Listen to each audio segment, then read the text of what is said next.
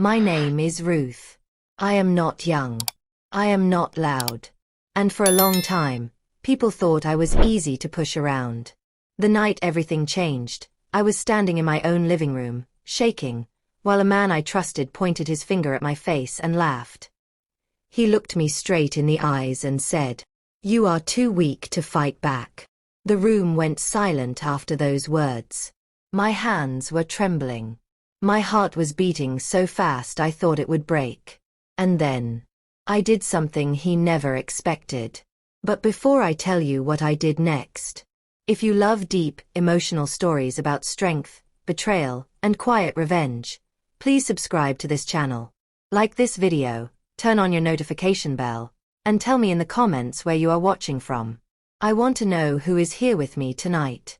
Now listen carefully, because this story is real to the heart. Let me take you back to that shocking moment. The man standing in front of me was my husband's younger brother. He had always spoken to me like I was nothing.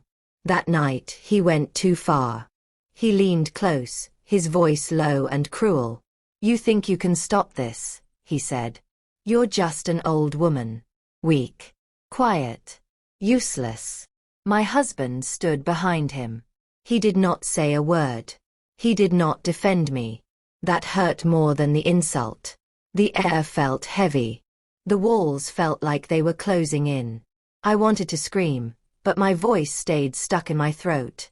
Then my brother-in-law turned away from me and said something that made my blood run cold. "She won't do anything," he said, smiling. "She's too weak to fight back." He had no idea how wrong he was. Because at that exact moment, something inside me snapped. But let me stop here for a second. You might be wondering how I ended up in this place. How a woman like me became someone people felt free to step on. So let me go back to the beginning. I married my husband when I was 26. I believed in love. I believed in loyalty. I believed that if you gave kindness, you would receive it back. At first, things were good. We were not rich, but we were comfortable. I worked 2 jobs. I saved every extra dollar. I supported his dreams while mine stayed quiet. When his family needed help, I helped. When they needed money, I gave. When they needed a place to stay, I opened my doors. Slowly, they stopped seeing me as a person. They started seeing me as something to use. Especially his younger brother. He moved into our house for a short time. That short time turned into years. He never paid rent. He never showed respect. And my husband always said, "Just ignore him. He doesn't mean it." But words hurt. Silence hurts even more. The night of the argument started small. I asked a simple question. Why did money leave our savings account? That was it. One question. My brother-in-law laughed. My husband avoided my eyes. Then the shouting began. I was told I asked too many questions. I was told I should be grateful. I was told I had no right to complain. And then came the words that changed everything. "You are too weak to fight back." When he said that, he expected me to cry. He expected me to walk away. He expected me to stay silent like always. Instead, I took one slow breath. I looked around the room. I looked at the walls I paid for, the furniture I bought, the life I built. And I realized something very important. They needed me, but I no longer needed them. I turned to my husband and asked one calm question. "Do you agree with him?" He did not answer. That was my answer. The room felt colder than before. I walked past them and went into my bedroom. My hands were steady now. My fear was gone. I opened a drawer no one ever touched. Inside was a folder. Not pictures. Not letters. Documents. Receipts. Bank records. Property papers. Passwords written in my handwriting. Things I had kept quiet about for years. Things they never bothered to ask about because they thought I was weak. As I held that folder, I heard laughter from the living room. They were celebrating already. They thought the fight was over. They thought they had won. I slowly walked back toward the living room. The smile on my brother-in-law's face faded when he saw what was in my hands. And just as I opened my mouth to speak, the front door suddenly opened. Someone unexpected walked in, and the look on their face told me everything was about to explode. The front door stayed open. Cold air rushed into the room. The unexpected visitor stepped inside, and for a moment, no one spoke. It was my husband's boss. He was a tall man with gray hair and calm eyes, the kind of man who noticed everything even when he said very little. My brother-in-law froze. My husband's face turned pale. I stood there holding the folder tight against my chest. "What is he doing here?" my brother-in-law whispered. Before anyone could answer, the boss spoke. "I came to discuss the house," he said calmly. The word house made my heart jump. My husband tried to laugh. "Oh, this isn't a good time," he said quickly. "We were just having a family talk." The boss looked around the room. The tension, the fear, the silence. "This won't take long," he said. My brother-in-law stepped forward, trying to sound confident. "This is my brother's home," he said. "You can talk to him." The boss turned his eyes to me. "No," he said slowly. "I need to speak with her." Everyone looked at me.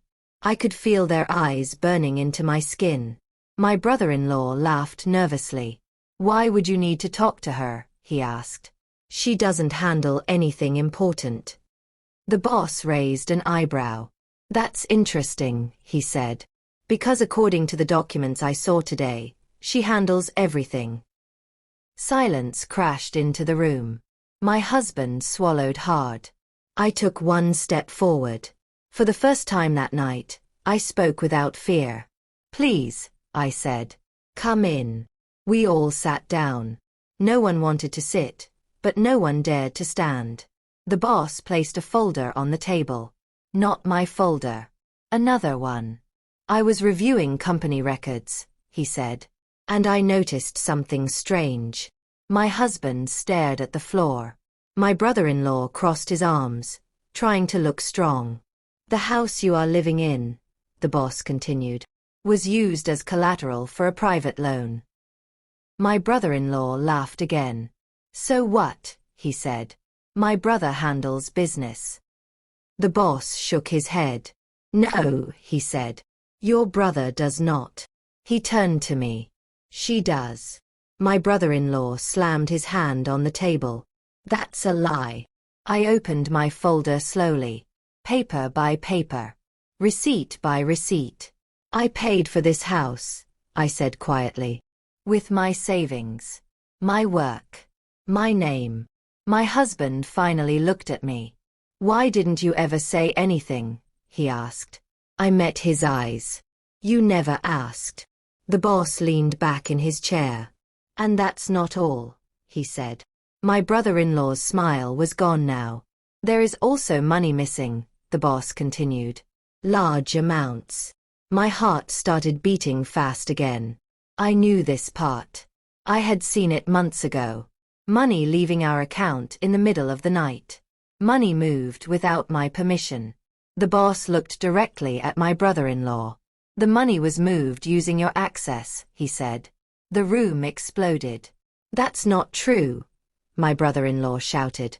"She's lying. She set me up." My husband stood up. "Is this true?" he asked his brother. My brother-in-law turned red. "You believe her over me?" I stayed silent. Sometimes silence is louder than words. The boss stood up. "This is serious," he said. "And it doesn't end here." He looked at me again. "You should prepare yourself," he said softly. "Things are about to change." After the boss left, the house felt empty. No laughter. No shouting. Just fear. My brother-in-law stormed into the kitchen. My husband followed him. I stayed in the living room, sitting very still. My hands were calm now. I felt something new inside me. Control. That night, I did not sleep. I lay in bed, staring at the ceiling. I thought about every insult, every quiet tear, every time I was told I was weak. I thought about the folder. And I thought about something even more important.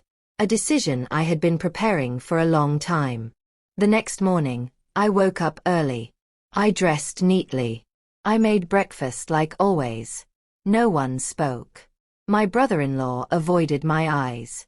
My husband watched me carefully, like he was seeing me for the first time. After breakfast, I picked up my purse.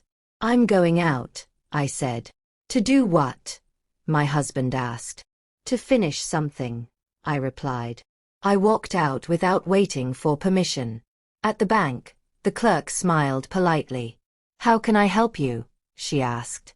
"I want to freeze all shared accounts," I said. Her smile faded. Immediately. She nodded and began typing. Every sound felt powerful. Then I went to a lawyer's office. I handed over my folder. "I want my house protected," I said. "And I want my money back." The lawyer looked at the papers. "You should have done this years ago," she said. I smiled. I wasn't ready then. When I returned home, the house was loud. Too loud. Voices shouting. I stepped inside.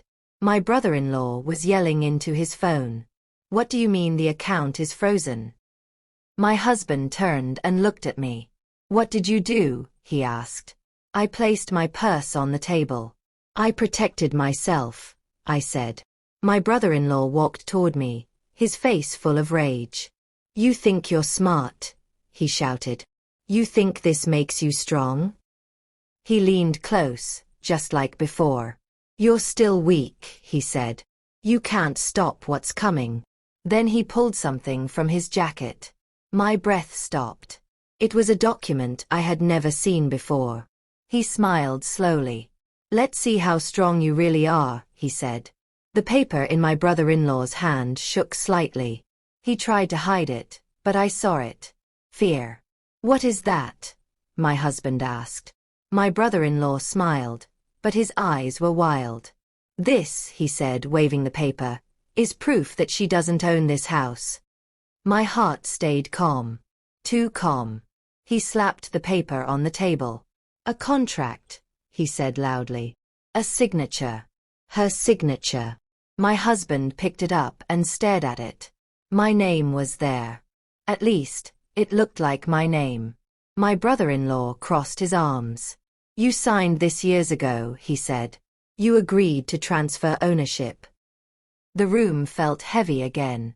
My husband looked at me. "Did you sign this?" he asked. I took a slow breath. "No," I said. My brother-in-law laughed. "You don't even remember, do you? You were tired. You trusted us." I stepped closer and looked at the paper. The signature was wrong. Small details. The curve of the letters. The pressure of the pen. It was close, but not mine. "You forged this," I said quietly. My brother-in-law slammed the table. "Prove it." I looked at my husband. "You remember that night?" I asked. "You said we were signing insurance papers." He frowned. "I remember signing something," he said slowly. "That was a lie," I said. "There was no insurance." My brother-in-law's face turned red. "You're twisting things," he shouted. Before anyone could speak, there was a knock at the door. Hard. Fast. 3 sharp knocks. My heart skipped. I walked to the door and opened it. 2 people stood outside. One was my lawyer. The other wore a uniform. A police officer. My brother-in-law stepped back. "What is this?" he asked. My lawyer walked in calmly. "I told her to call me if anything like this happened," she said. The officer looked at the paper on the table. "Is this the document in question?" he asked. My brother-in-law started talking fast. "She's lying," he said. "She's trying to steal the house." The officer raised his hand. "Sir, please stay quiet." The lawyer picked up the paper and examined it. "This signature is not authentic," she said. And this document was never filed legally. My husband sat down slowly. "You lied to me," he said to his brother. My brother-in-law pointed at me. "She planned this," he yelled. "She waited for the right moment." I nodded. "Yes," I said. "I did." The room went silent. "I kept records," I continued. "Dates, times, transfers, forged documents." The officer pulled out a notebook. "Sir," he said to my brother-in-law, "I need you to come with me." My brother-in-law laughed, but it sounded empty. "You think this is over," he said, staring at me. "This is just the beginning." He turned to leave, then stopped.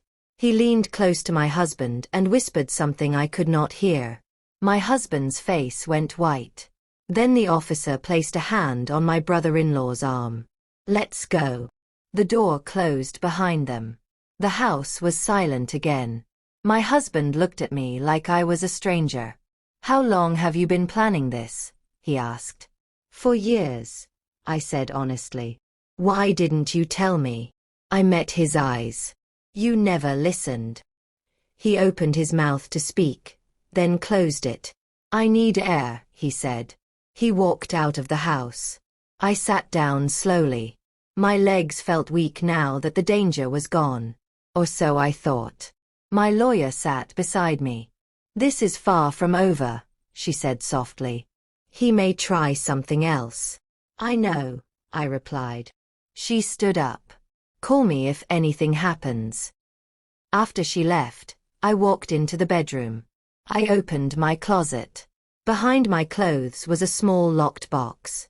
Inside were things no one knew about. Photos, voice recordings, a USB drive, insurance. I held the USB in my hand. "I hope I never have to use you," I whispered. That evening, my husband returned. He looked broken. "We need to talk," he said. I nodded.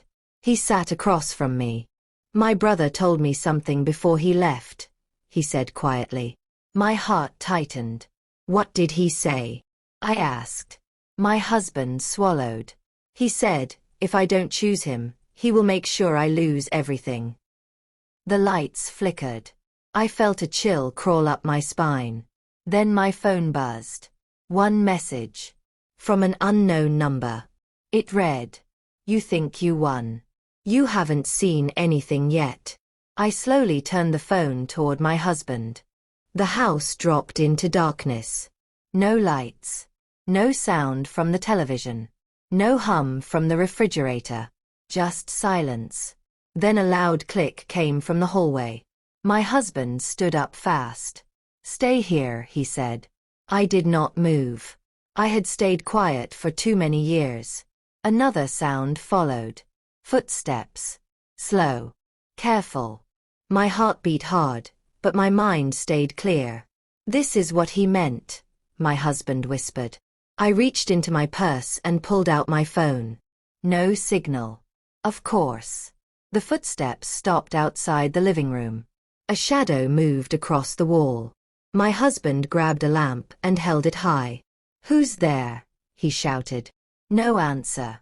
Then the voice came. Soft. Mocking. "You always said she was too weak," the voice said. "So I decided to prove you wrong."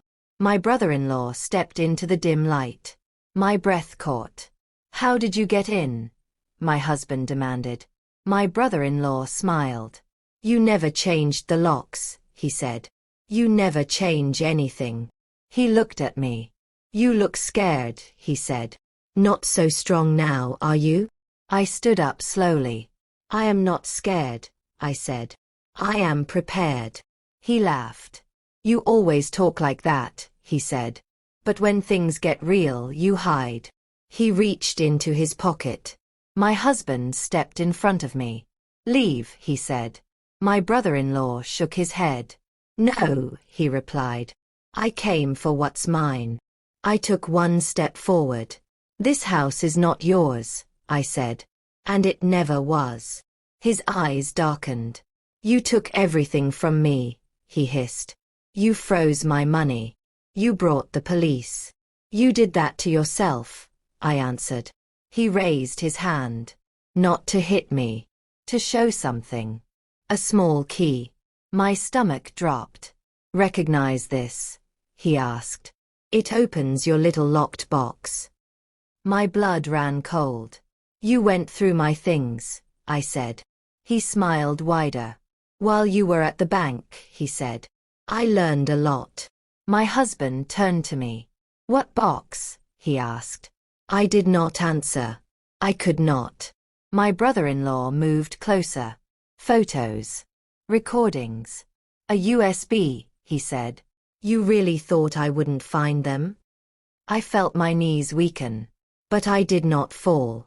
If you touch any of that, I said, you will regret it. He leaned close again. You still don't get it, he whispered. You are alone. Before I could speak, he pressed something into my hand. A flash drive. Congratulations, he said. I made copies. My husband's face twisted in fear.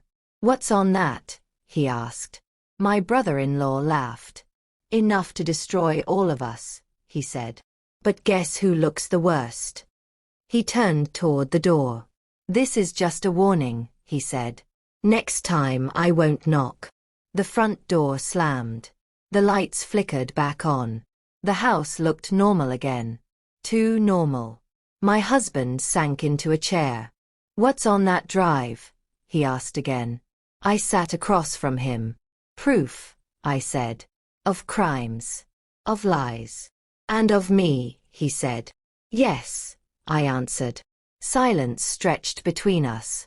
You were going to turn me in, he said quietly. If you kept choosing him, I replied. He buried his face in his hands. I didn't know, he said. I stood up. You didn't want to know. That night, I could not sleep. Every sound made me jump. At 2 a.m., my phone buzzed again. Another message. Check your email. I opened my laptop. My hands shook. There was one new email. No sender name. Just an attachment.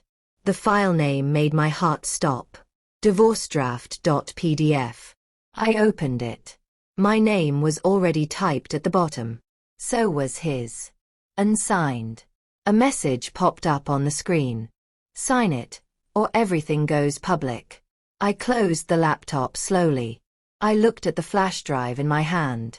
I realized something important. He thought he had power. He thought fear would break me. But fear had already done its worst.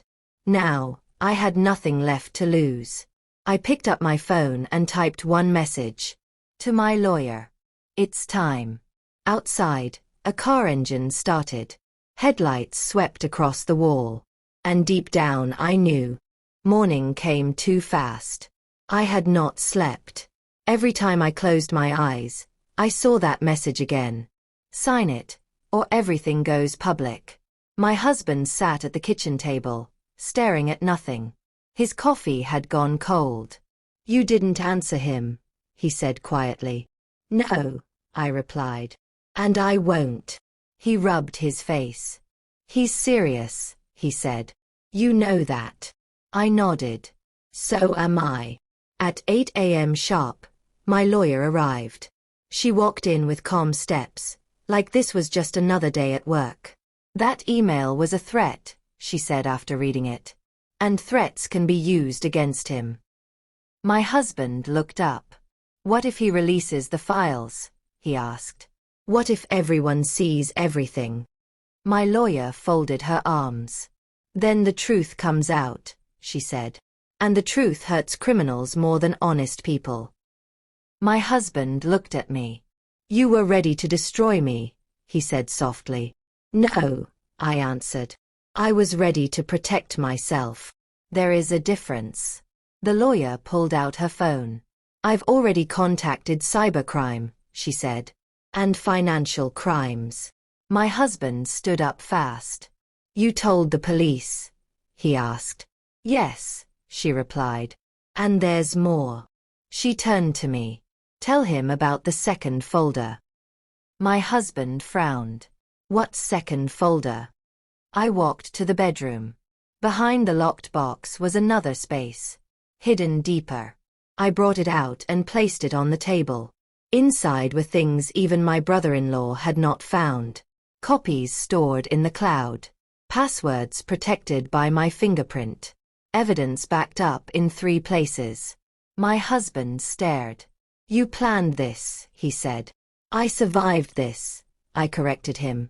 At 11 a.m., my phone rang. Unknown number. I answered. "You have 1 hour," my brother-in-law said. "Sign the papers." "You broke into my house," I said calmly. "You threatened me. You stole evidence." He laughed. "And you're still breathing," he said. "Be grateful." "I am," I replied. "Very grateful." "For what?" he sneered. "That you underestimate me," I said. The line went dead. At noon, something strange happened. My husband's phone started buzzing. Then buzzing again. And again. He looked at the screen. His face drained of color. "What is it?" I asked. "My company email," he said. "They're asking questions." My lawyer smiled slightly. "Good," she said. "That means it started." "What started?" my husband whispered. She leaned forward. "The investigation." By afternoon, the house was filled with tension. My husband paced back and forth. "What if he drags my name through the mud?" he asked. "What if I lose my job?" I stood up. "You should have thought about that," I said gently. "When you let him treat me like nothing." He stopped pacing. "You're right," he said. That was the first time he had ever said that. At 4 p.m., the news alert came. "Local man under investigation for fraud and identity theft." No names yet. But we all knew. My phone rang again. This time, the number was blocked. His voice was no longer confident. "What did you do?" he demanded. "I told the truth," I said. "You ruined everything," he shouted. "No," I replied. "You did." There was heavy breathing on the other end. "This isn't over," he said quietly. "I know," I answered. "That's why I'm ready." I hung up. That evening, police cars drove past the house. Slowly. Watching. My husband stood at the window. "They're watching us," he said. "No," I replied. "They're watching him." The doorbell rang. Once. Firm. My heart skipped. My lawyer stood up. "I was expecting this," she said. I walked to the door and opened it. 2 officers stood outside. "Ma'am," one said. "We need to ask you a few questions." I nodded. "Of course," I said. As they stepped inside, my phone buzzed one last time. A message. From my brother-in-law. "If I go down, I'm taking you with me." I looked at the officers. I looked at my husband. And for the first time, I smiled.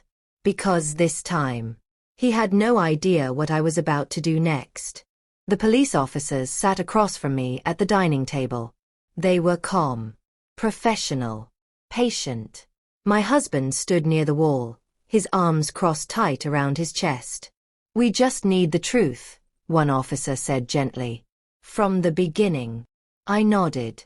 "I've been ready to tell it for years," I replied. I told them everything.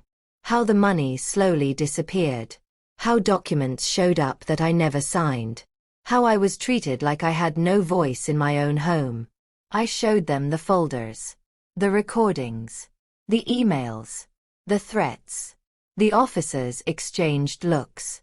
"This is serious," one of them said. "Very serious." My husband finally spoke. "I didn't know," he said again. "I swear." The officer looked at him. "Not knowing doesn't mean not responsible," he said. My husband went quiet. Then the officer asked the question I expected. "Why didn't you leave earlier?" he asked me. I looked down at my hands. "Because when someone keeps telling you that you are weak," I said, "you start believing it." The room stayed silent. But one day, I continued, you wake up. And fear stops working. The officer nodded slowly. After they left, the house felt heavier, like it was holding its breath. My husband sat down across from me. I'm scared, he admitted. So was I said. For a long time. He looked at me. What happens now? I leaned back in my chair. Now, I said.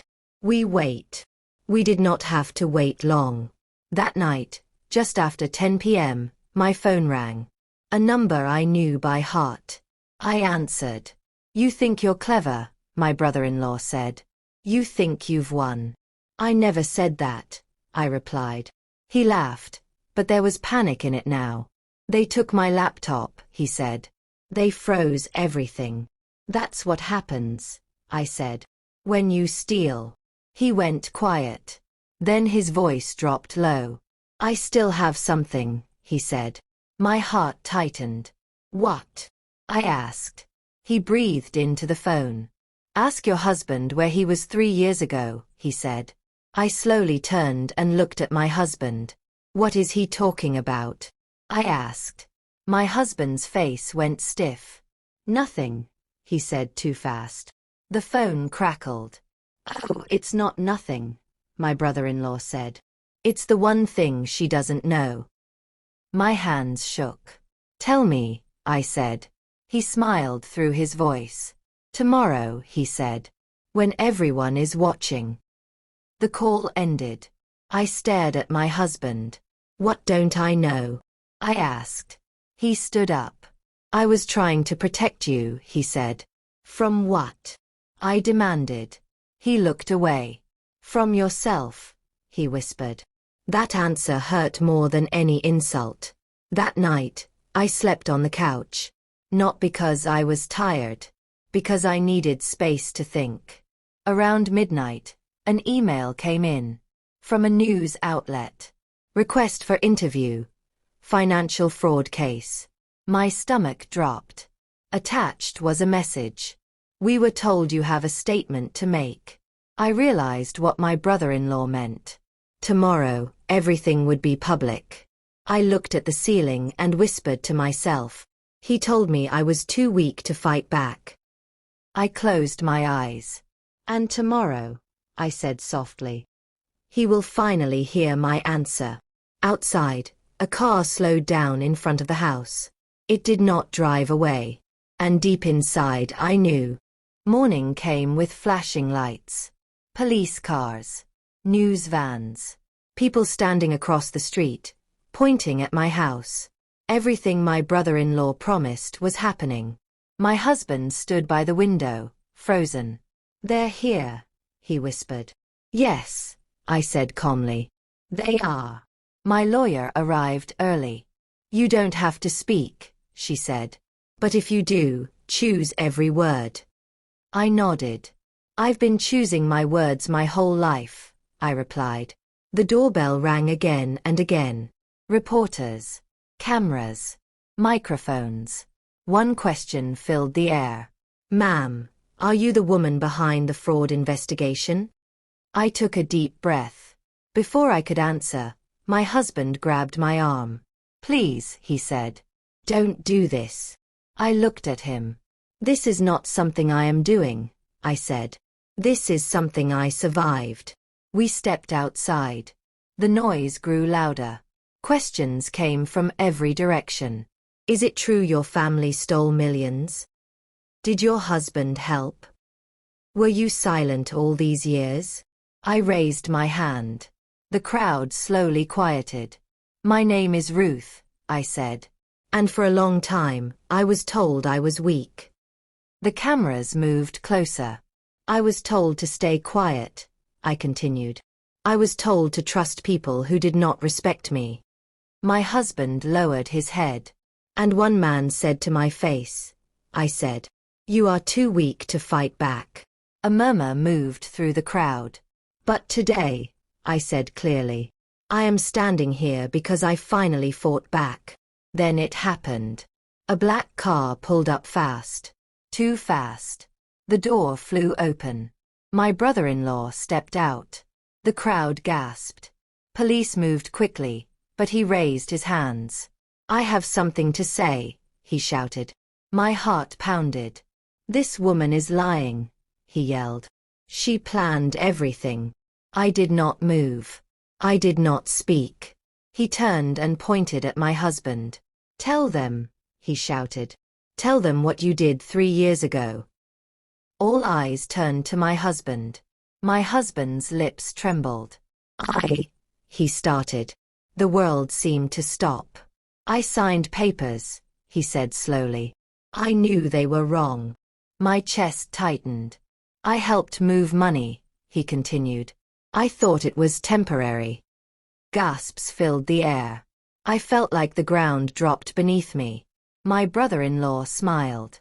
"See," he shouted. "She knew. She stayed." I shook my head.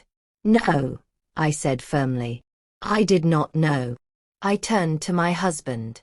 "You looked at me every day," I said. "And you still let them call me weak." Tears ran down his face. "I was afraid," he said. "So was I replied. Police stepped in and placed cuffs on my brother-in-law. He laughed as they did. "You hear that?" he shouted to me. "She's not strong. She just waited." He leaned close as they pulled him away. "You haven't won," he whispered. "You're about to lose the most important thing."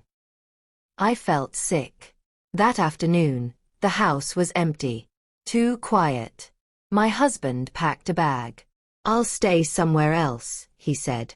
I nodded. "That's best," I answered. Before he left, he stopped at the door. "Do you hate me?" he asked.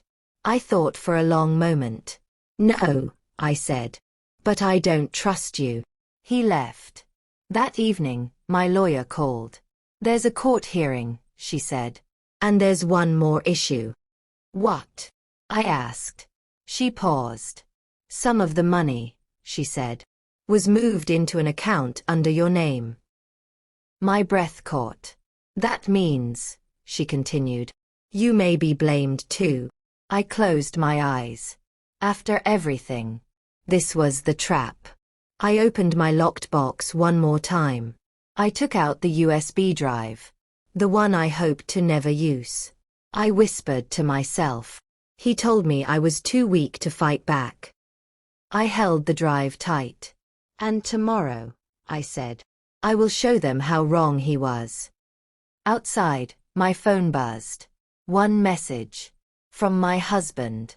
"I found something you need to see." My heart skipped. Because I knew. My hands shook as I read the message again.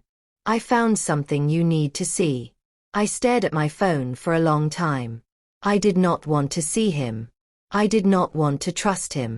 But something deep inside told me this was important. I typed back one word. "Where?" The reply came fast. "The old storage unit. The one you never use." My heart skipped. I had not been there in years. The sky was dark when I arrived. The storage building looked quiet. Too quiet. One light flickered near the office. My husband stood near the gate, his hands in his pockets. He looked tired. Smaller. "You came," he said. "I came for the truth," I replied. He nodded and led me inside. The storage unit smelled like dust and old paper. Boxes were stacked everywhere. "I was cleaning out my things," he said, "trying to understand how everything went so wrong." He pointed to a box in the corner. "I found that," he said. I walked closer and opened it. Inside were documents. Bank slips. Old contracts. Emails printed out. My name was on many of them. But something was different. "These dates," I whispered. "They don't match," he said. "They were changed." I looked at him sharply. "You're sure?" I asked. "Yes," he said. "And there's more." He handed me a small notebook. I opened it. My brother-in-law's handwriting filled the pages. Amounts. Dates. Plans. At the back of the notebook was one sentence that made my stomach turn. If it fails, put it all on her. My legs felt weak. He planned this, I said. Yes, my husband replied. And he made sure your name was everywhere. Tears filled my eyes, but I did not let them fall. This can clear me, I said. My husband nodded. It can, he said. But it will destroy what's left of my family. I closed the notebook. They already destroyed me, I said quietly. As we walked back to our cars, I felt something strange. Like we were being watched. I stopped and turned around. What? My husband asked. Did you tell anyone you were coming here? I asked. No, he said quickly. Then we heard it. Footsteps. Fast. Too close. A shadow moved between the cars. My heart began to race. Get in the car, I whispered. Before we could move, a voice came from the darkness. You always were curious, the voice said. My blood ran cold. It was my brother-in-law's voice. But that was impossible. He was supposed to be in custody. A figure stepped forward. Not him. Someone else. Someone familiar. And when the light hit his face, I gasped. I didn't think you'd find that, he said calmly. It was the family lawyer. The same man who handled everything years ago. My husband froze. You, he whispered. The lawyer smiled slowly. I warned him, he said. But he never listens. My heart pounded. What do you want? I asked. He looked at the box in my hands. That evidence, he said. And your silence. I backed away. You helped them, I said. He nodded. And now, he replied. I'm helping myself. He reached into his jacket. I stopped breathing. Because I knew. This was no longer about money. And whatever happened next would decide who walked away alive. The family lawyer's hand stayed inside his jacket. No one moved. The air felt thick, like it was hard to breathe. Don't, my husband said quietly. Please. The lawyer smiled. You always were weak, he said to my husband. And you learned that from her. I stepped forward. Take your hand out, I said calmly. He looked surprised. You still think you're in control? He asked. Yes, I replied. Because I am. He laughed softly. You don't understand how deep this goes, he said. Your brother-in-law was careless. I was not. He finally pulled his hand out. It was not a gun. It was a phone. He lifted it up. I recorded everything, he said. Your voices. Your confessions. This little meeting. My stomach dropped. If you release that, my husband said, you'll go down too. The lawyer shook his head. No, he replied. I edited it very carefully. He looked at me. In my version, he said, you are the mastermind. I felt anger rise in my chest. You think people will believe you? I asked. They believe whoever speaks first, he answered. He took one step closer. Give me the notebook, he said. And the documents. I tightened my grip on the box. No, I said. His smile vanished. You don't have a choice. Before he could move again, I did something he never expected. I dropped the box.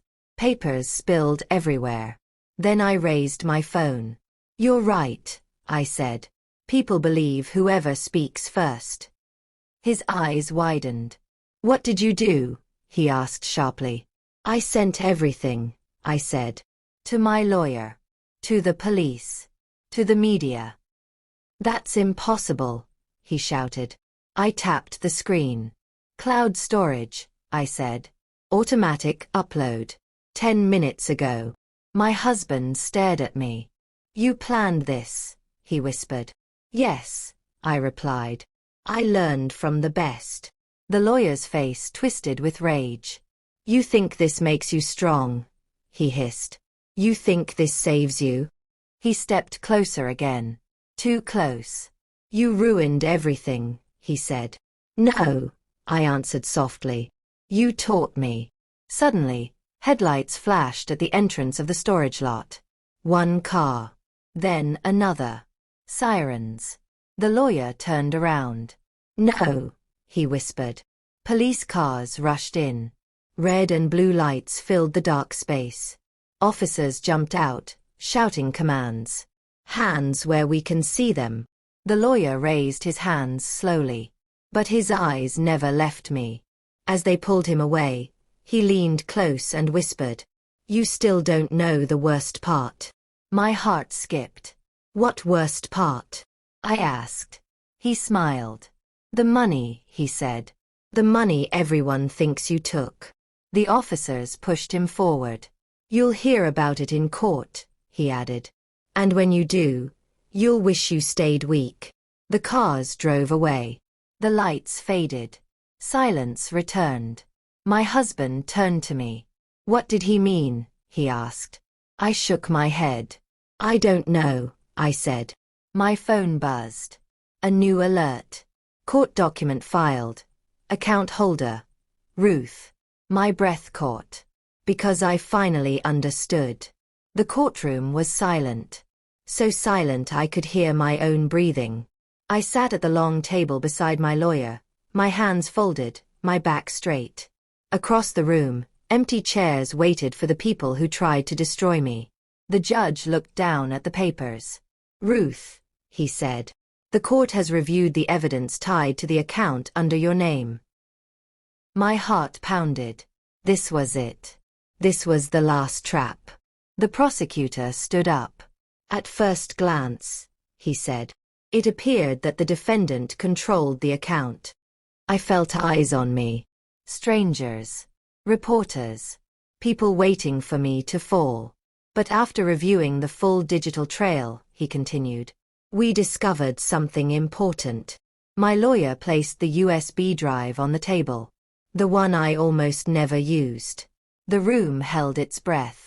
The transfers were controlled remotely, the prosecutor said, using forged permissions, false signatures, and hidden access keys. The judge raised his head. Controlled by whom? He asked. The prosecutor turned a page. By the family lawyer, he said, and the brother-in-law. A loud murmur filled the room. The judge hit the gavel. Order. My knees felt weak, but I stayed upright. My lawyer stood. The defendant was framed, she said clearly. She was used as a shield. Her silence was mistaken for weakness. The judge nodded slowly. He looked directly at me. For years, he said, you were told you were weak. My throat tightened. But this court finds, he continued, that you were patient, careful, and prepared. He raised the gavel. All charges against Ruth are dismissed. The sound of the gavel echoed. And just like that, it was over. Outside the courthouse, cameras waited. Questions flew through the air. How do you feel? Do you forgive them? Are you afraid? I stepped forward. I looked straight into the cameras. For a long time, I said, a man told me I was too weak to fight back. I paused. And today, I continued. He sat in a cell with nothing to say. Speechless. My strength was never loud, I said. It was quiet. It was careful. And it waited. Then I turned and walked away. That evening, I returned to the house. My house. I opened the windows. Let the light in. Let the air move. I packed the last box of memories I no longer needed. I did not cry. I did not look back. If this story moved you, if it reminded you that quiet strength is still strength, please subscribe to this channel. Like this video so more people can hear stories like this. Turn on the notification bell so you never miss another powerful moment. And tell me in the comments, where are you watching from? Because you are not alone. And neither was I.